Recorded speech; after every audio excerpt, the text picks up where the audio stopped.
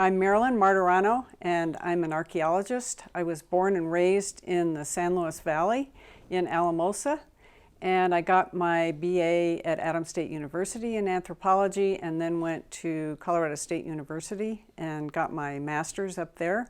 And luckily, I was able to go back and oftentimes worked in the San Luis Valley, and especially at Great Sand Dunes National Park and Preserve as a contract archaeologist. And I had been at the sand dunes for many years, volunteering down there. And we started talking to locals who had these really interesting long ground stone artifacts like this one in their collections. And nobody knew what they were.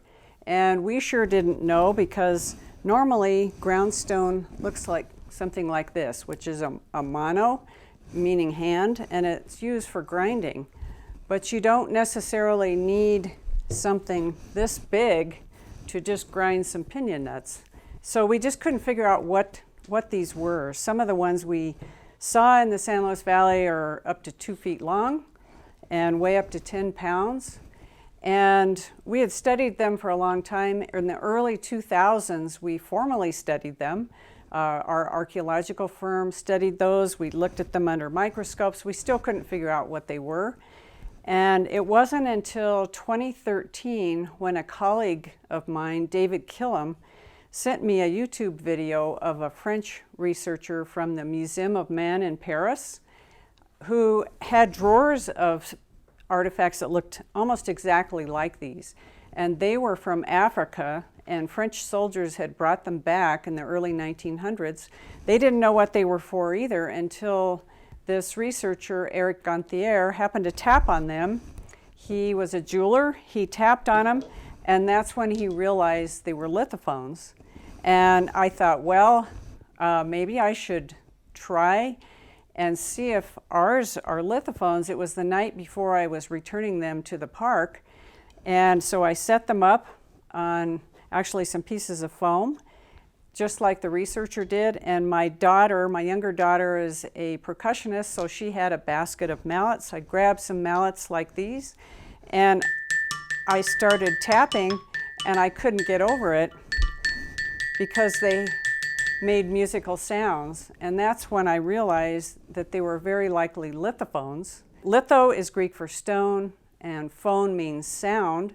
So a lithophone is a musical instrument that consists of a purposely selected rock, like one of these. Oftentimes it's formally shaped, and it's either tapped or you can rub on it to create musical sounds. I showed the Chief of Resources at Great Sand Dunes, Fred Bunch, and he was really excited about these and supported me to get a grant from the State Historical Fund, History Colorado Museum, and I was able to write a grant to study about 22 of these from the San Luis Valley. And I wrote the grant, I studied them for 2 years. In 2018, Colorado Public Radio actually heard about these, and they wanted to do a story about them. So they came up and did an interview and did a story, and then National Public Radio, NPR, picked up the story and also published that. And then I started receiving calls from actually all over the world.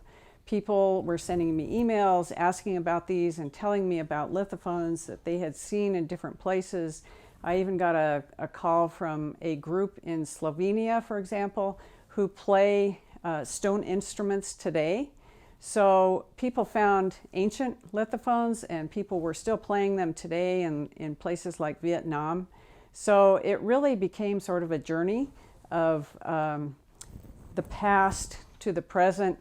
And then I got a call from this person named Dr. Mike Udow. He was interested in these lithophones, and it turns out he lives here in Longmont. He retired here with his wife, and he lives very close to us.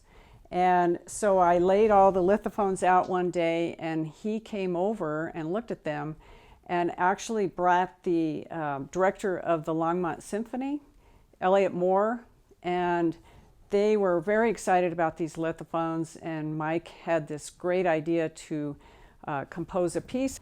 One of the things I learned about these lithophones is that there are 2 spots on each one, about 25% of the total length of each artifact. From the end, there's a spot called the acoustical node. So if you want to play them, you have to either put them on those nodes or you have to suspend them on the node. So if I hold it right here on the node, you can hear how musical it sounds.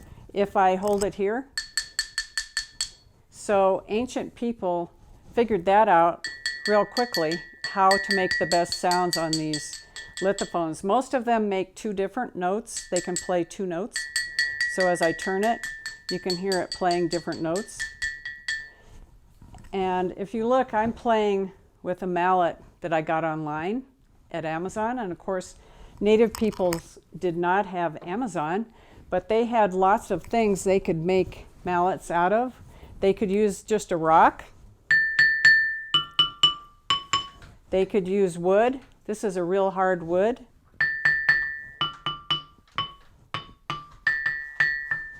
And they could have used antler.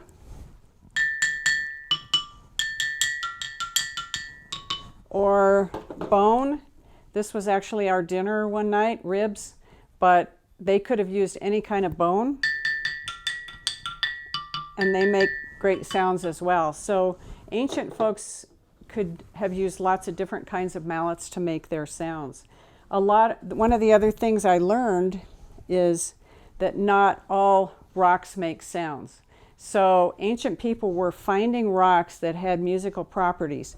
And here's an example. This is the mono, that grinding stone. It's made out of sandstone, and if I try to play it, you can hear a sound, but it's not a musical sound. But here is a natural rock.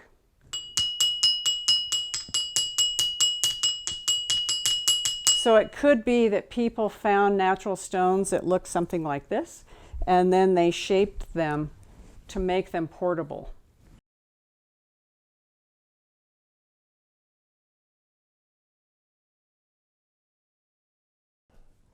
Hello, my name is Michael Udow. I am a composer and percussionist. Prior to my retirement, I was a percussionist and composer.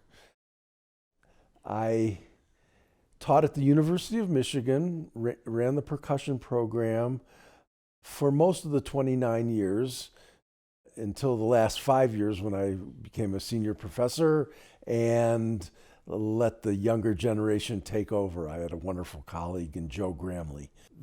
In the summers, starting in 1968, I played principal percussion in the Santa Fe Opera for 42 seasons, and that was a 10-week summer festival. I did chamber music and toured with our soloist, Anthony DeSanza, in the States and in Asia quite a bit. And we had such a great relationship and fun times together that when early on, Tony had asked me someday to write him a composition, and this opportunity came along, and I thought this would be the perfect vehicle because he has all the innate skills and background to be the soloist for this work.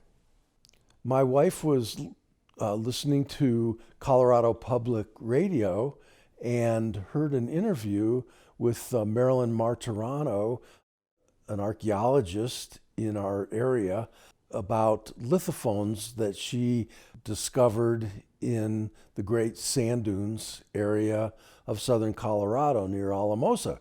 Nancy, my wife, knew that I had played on lithophones in Taiwan and China and Korea, and thought I'd be interested in this. So I researched online and saw a television interview of Marilyn. She talked about her research as well, and it was so interesting and fascinating that I decided I would attempt to look her up to learn more about the lithophones that she had, through research, discovered. And lo and behold, after making contact, I found out that Marilyn lives 2.5 blocks away from us. And so Marilyn and her husband Sal invited me over to listen to about 15 of the lithophones, and I was enamored with the sound, very unique. Came back a second time, and actually the three of us with our tuners got all the pitches in order and cataloged. And then I thought about, wouldn't this be amazing to write a composition for the Longmont Symphony Orchestra with Maestro Elliott Moore conducting. And so I proposed this composition with Marilyn's permission, the idea of utilizing some of the ancient artifacts in the composition as well as expanding upon it. And Marilyn received permission from the state to do that. And then we contacted Elliott, and Elliott Moore came over to the house, and we had a lovely afternoon of playing ancient lithophones and drinking wine and having some cheese and crackers. What transpired was the three of us, Marilyn and Elliott and I, improvised on the stones, and Elliott was enthusiastic about the concept and proposed it to the board of directors of the symphony, and they agreed. And from there, I set about thinking initial ideas, conjuring up ideas for the composition. And I realized that because of the nature of the natural lithophones that were found, they don't all line up within the pitch scheme of Western European art music, just intonation or equal tempered scale. So I thought, well, I'll just build a lithophone and complement work with the ancient and the modern. In doing so, I had to research what types of stone would be appropriate, and one of the options I considered was marble, and another one was granite. And of course, in Marble, Colorado, we have the marble quarry that has the facade of the Denver Mint is made out of marble from that quarry, as well as I think it's the National Monument in Washington, D.C. And so I tested that, and the sound wasn't appropriate for the purposes of this project, and then started experimenting with granite. Unfortunately, that was too porous, so the sound wasn't resonant.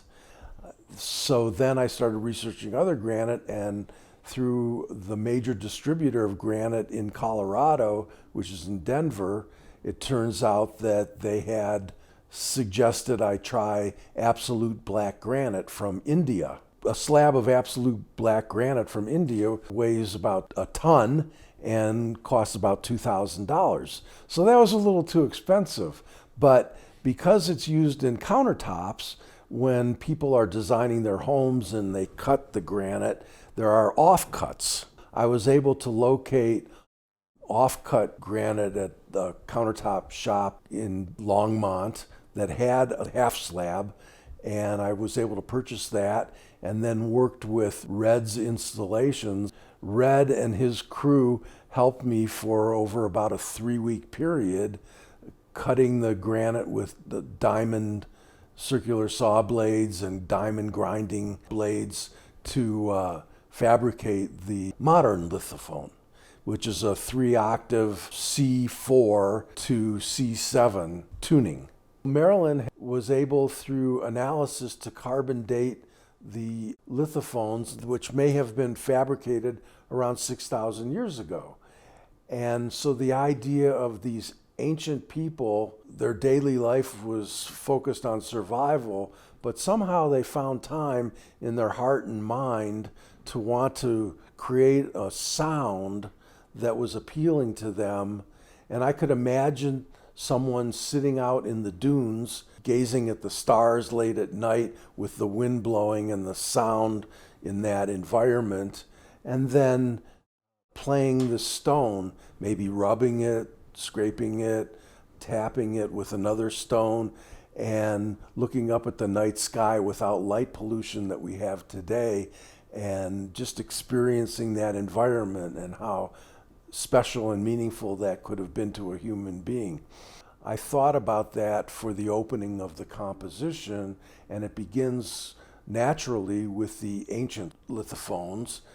The sound of the woodwinds, first a clarinet and then an oboe and then flute, creates the sound of maybe what might have been in the wind. And it's a kind of a call and response between the Anthony playing these ancient stones and the woodwinds with this amorphous sound environment, and the strings playing a low chord that may be the water flowing through the base of the dunes in the spring runoff.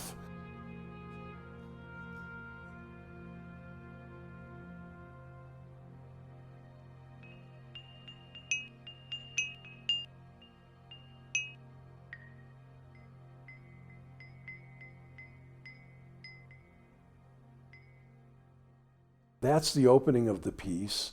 And then with creating the modern lithophone, the idea was to initially then blend the two together. That happens, and that's bringing the old and the new in harmony with one another.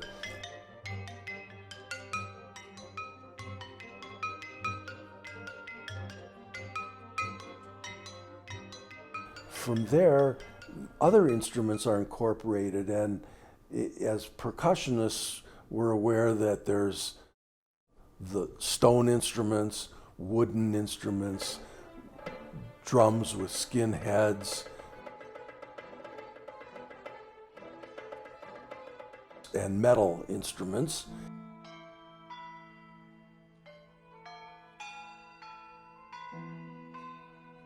And therefore, I wanted to incorporate all of those because we live in this broad world of percussion. And then thinking about the world and how we have instant communication, and yet we're still living with significant world strife, be it hunger or politics, that cause great consternation and conflagration, that it would be nice to honor instruments from around the world and meld them in with the stone instruments. So that's how the piece proceeds. And I didn't want to quote any specific culture, the music per se, quoting any specific composition. This is all original music.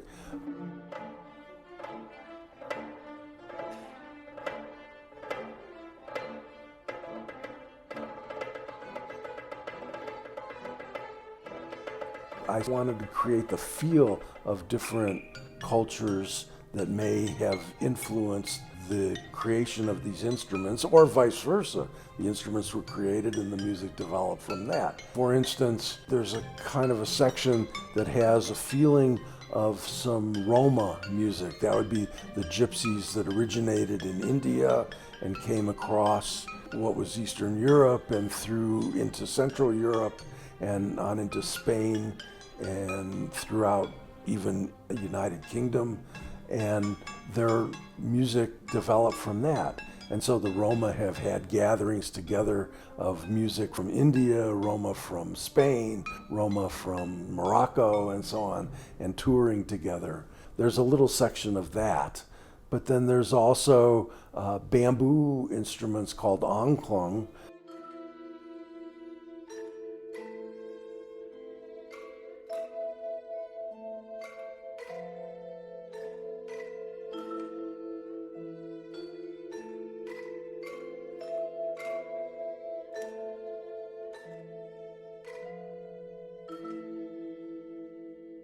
I'm using also Swiss-German cowbells called Almglocken with vibraphone.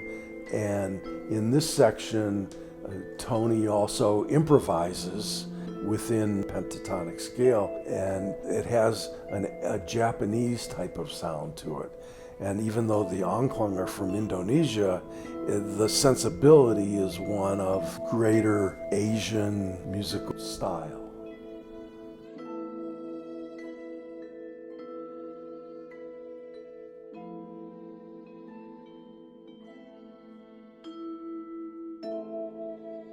Fortunately, the journey for me has been nothing but a joy and thrilling. In particular, getting to know Marilyn and Sal Martorano and their professions. I didn't mention that Sal's career was a band director in Longmont, and so that's been a real bonus through the whole project. And getting to interface with Elliot Moore, who I think is a really terrific educator and conductor and has brought the Longmont Symphony into the 21st century in spectacular ways. That's been a wonderful interaction. And of course, my dear and longtime friend, Anthony DeSanza, AKA Tony. We've had so much fun together on tours around the world, and in these retirement years of mine, to be able to share our home and meals together and listening to him practice and realizing with his artistry this composition has been a truly amazing experience.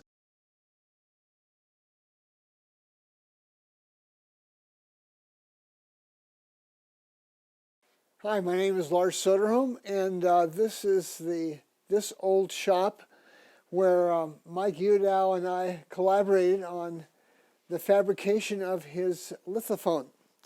And Mike and I first met a number of years ago through my wife, who was then a graduate student at the University of Illinois at Urbana, and she was a percussion major, and so was Mike. And so Mike and I got acquainted any number of years ago while he was in graduate school, and then that is Mike and his wife, moved here to Colorado about 12, 15 years ago, and we kept in touch. And so he came to me and said, "Hey, Lars, I've got this project, and I need somebody to fabricate the frame for these stones." So he brought over a sheet of paper with a sketch. He said, "Would you consider joining me?" And I thought, well, Mike must have talked to a lot of other people before he came to me and may have been turned down because my skills are not in musical instruments. An instrument was a little more than I'd ever done before, but I thought, well, Mike needs some help, so I'll consent to helping him out. And so we worked together, and the collaboration has really been fun. So the lithophone is basically what I've done is I've built a frame out of oak, very much like this, and the lithophone consists of a frame that is riding on a stand, and the frame is basically made of this oak, which I got right here from the flea market here in Longmont, and the oak is about 1 inch thick and about 2 inches wide. The lithophone has a number of challenges to it in that it really consists of two trapezoids that overlap. Here's a drawing that might help that shows how the lithophone in its shape, tapered sides and extended width on one end and narrower on the other end, creates a four-sided geometric figure, but it tapers. And so this lithophone had to not only take the shape that was needed, but be able to carry the stones, which weigh over 240 pounds. And some of the stones are longer than this. This is about 32 inches. Some of the stones are about 34 inches in length. They're about the same width and thickness. And there's about 40 of these on the lithophone. The challenge was how the right elevation between the two trapezoids, the size of the trapezoid, and then the thickness of these rails that these pieces of wood represent. How thick would they have to be to carry the weight? So this was a trial and error method. There was no real engineering involved in this. It was just basically SOP, by the seat of the pants kind of construction. The challenge was to take two trapezoids, which are four-sided geometric shapes, and position them in such a way that the keys could be carried, their full weight could be carried, plus positioned in such a way that the percussionist was able to strike them, and at the same time that the keys were positioned so that the stones themselves could produce the optimum sound.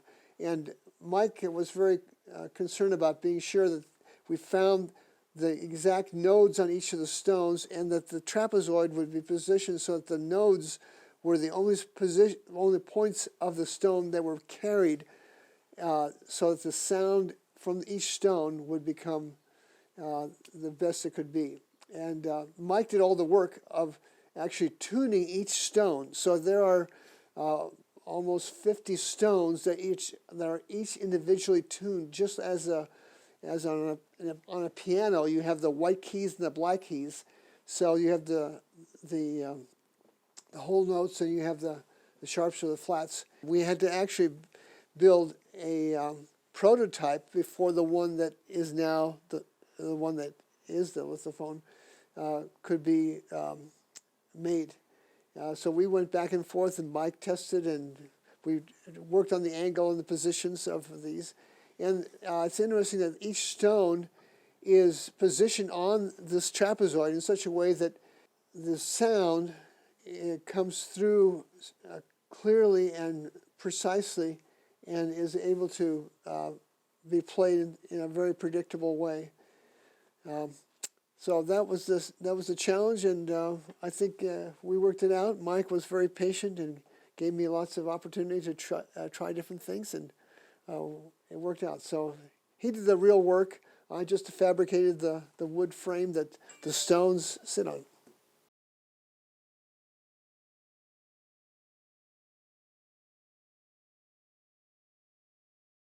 Hello, my name is Tony DeSanza, and I'll be serving as soloist on the premiere performance of Michael Udow's Ancient Echoes with the Longmont Symphony. My background, I was born on the east side of Cleveland, and spent a little bit of time in California as well as a kid, but mostly in the Midwest and Ohio. Went to undergrad school for music education in Youngstown, Ohio, and then was looking for a graduate school and landed on the University of Michigan because I was very interested in studying with this person named Michael Udow. I didn't realize at the time that was going to be a very important decision for me for the rest of my life musically. When I got to Michigan, Michael and I hit it off right away. We have a lot of shared interests, and I was sure what he had to offer was exactly what I was hoping to gain from my studies in graduate school, and it worked out fabulously. So I did my master's and DMA at slightly different times at the University of Michigan in Ann Arbor, studying primarily with Michael Udow. And then after that, I got a job at Kansas State University in Manhattan, Kansas. And then after 3 years there, moved on to the University of Wisconsin in Madison, Wisconsin.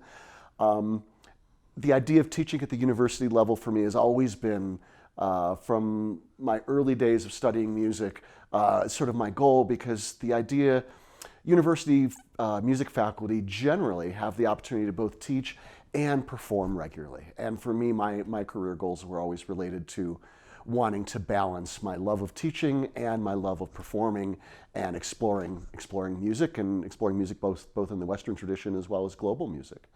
So I've been at the University of Wisconsin-Madison since 1999.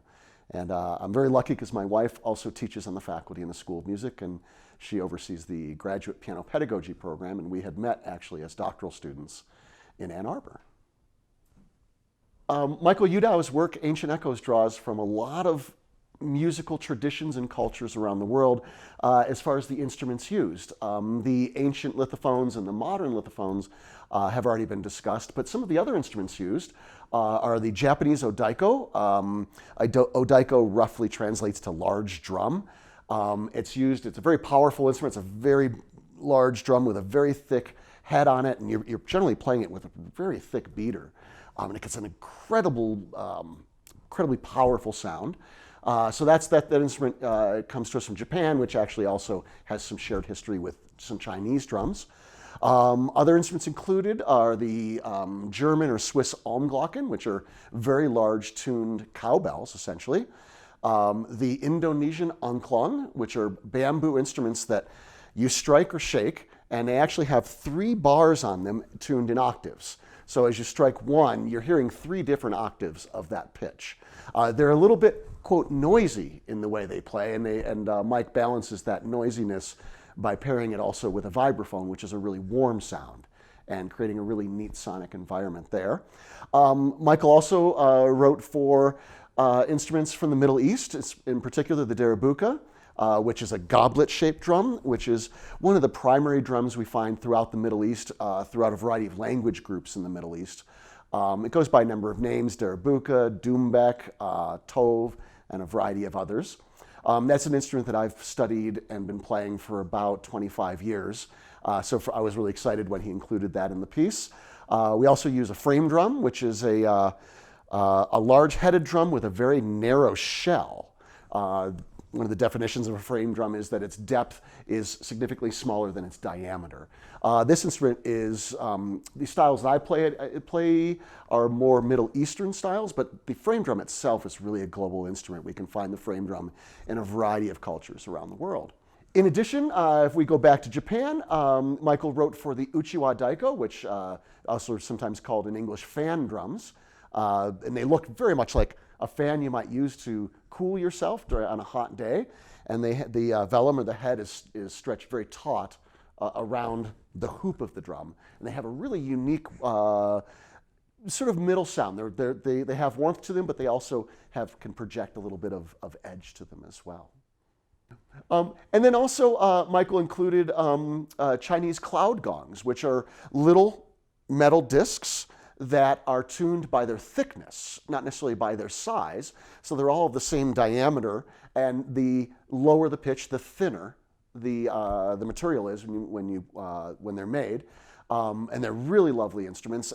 For me, this project has been extraordinarily exciting, and we're only now getting to the point where it all comes to fruition. Mike sent me the score months and months ago. We talked a lot about it. Over the process of learning the music, I've become intimately familiar with it. And for me, there's a real exciting thing, because I have played a lot of Michael's music in the past. Being a former student, I played some of it in school. I've played a lot of his music professionally afterwards. And I have the joy of my students getting the opportunity to play his music as well. So it's wonderful to sort of pass that on to the next generation.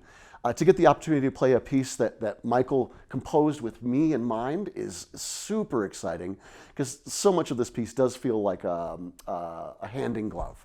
Some of that's because I know Michael's music really well, and as I was learning this, what's always in the back of my mind, part of it is my friend whispering in my ear, and part of it is my former teacher whispering in my ear, saying, "Oh, don't forget this, think about this." These are,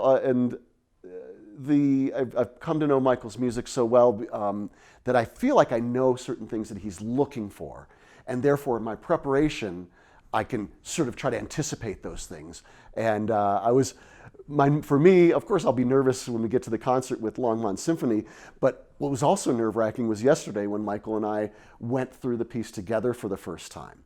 And he composed the work with a lot of opportunity for me to make decisions. A lot of it's composed, but it says, or you can improvise in this style. And I chose some of those to improvise. I chose some of those to play what Mike composed originally. But to be able to also be a part of that compositional process by improvising, and by Michael giving me those opportunities to improvise, and trusting me to improvise in a way that makes sense for the nature of the music is super exciting. But when we met on Monday, I was nervous because I'd made a lot of decisions that I purposely didn't call and say, "Hey, Mike, what about this? What about this? What about this?" I think there's a mutual trust there. He trusted that I would put a lot of thought into the decisions. I trusted that Mike would be open-minded to my ideas. And we went through the piece, and besides talking some mallets and balance issues, I was really excited because at no point does he go, "Oh, no, you can't do that."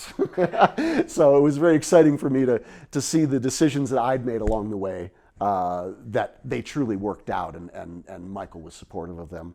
Also, just getting the opportunity, I've known Michael and his wife Nancy since I started my master's degree in 1991, so 31 years ago.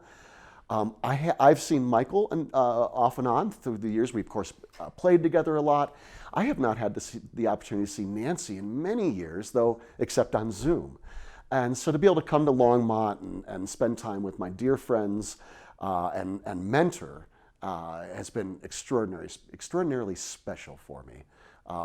It ties everything together musically, historically for us as humans, and the things that make us who we are today. As that goes, I've said this for 30 years, any career I have in the field is because of Michael Udow and what I learned from him and the opportunities he afforded me. And I go back to that decision I made around April of 1991 of where I wanted to go to school. And the decision I made was the perfect one for me. And 31 years later, we're here continuing to collaborate, and tremendously personally exciting for me.